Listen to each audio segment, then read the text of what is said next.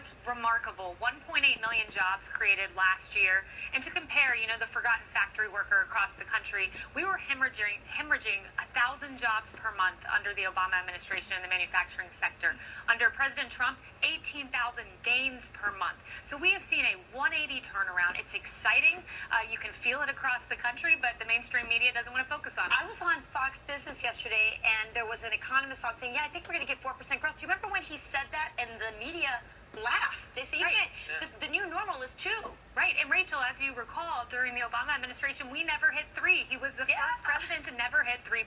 But, the mainstream media wants to talk about the salacious over the substantive. Noteworthy that CNBC yesterday, as the market was on a tear, and we're going to get to the President's Trump tweet on that in a minute, but the market is on a tear, record highs, earnings, big bank earnings.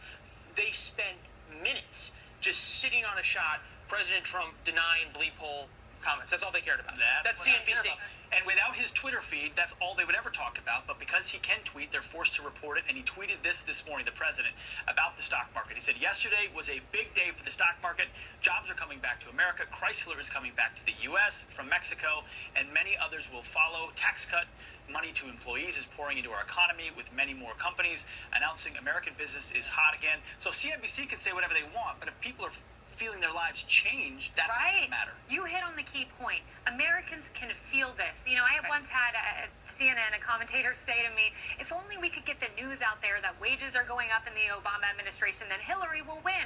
You shouldn't have to tell someone their wages going up. They should feel it. And Americans across this country are seeing their paychecks grow starting next month because of Trump tax cuts. Well, Nancy Pelosi doesn't think so. Let's see what she says about all the bonuses that people are getting these days.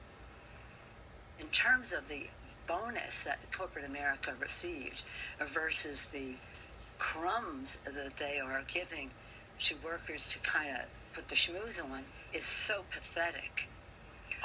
Unbelievable. We were saying that it's like only on Planet Pelosi is $2,000 something to scoff at. Must be nice, right? Yeah. Living out there in California and putting caviar on your hamburgers. Yeah, no. Well, I've never had one of those. That sounds interesting.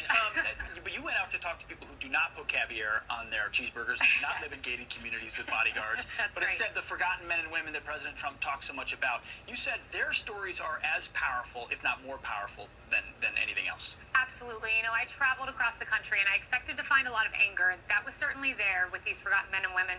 But what I found were so many tears, and these individuals, not deplorable or irredeemable, as Hillary Clinton said, but people with heartbreaking, touching stories, like Kim Copeland, who lost her son and husband in the Nice terrorist attack. I went to Wadsworth, Ohio, and sat with the police family in their log cabin and heard about the loss of their son, an officer who died the same week of the Ferguson grand jury decision.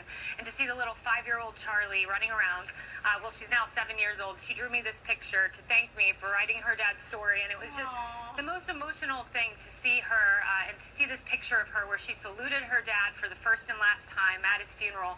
She was being held in her grandfather's arms, and her grandfather, she said, "What are you doing?" when he had his hand up like this, and he said, "We're saluting your dad." She put up her hand and saluted her dad for the first and last time. Thank you for telling these stories. I mean, especially with police officers, we hear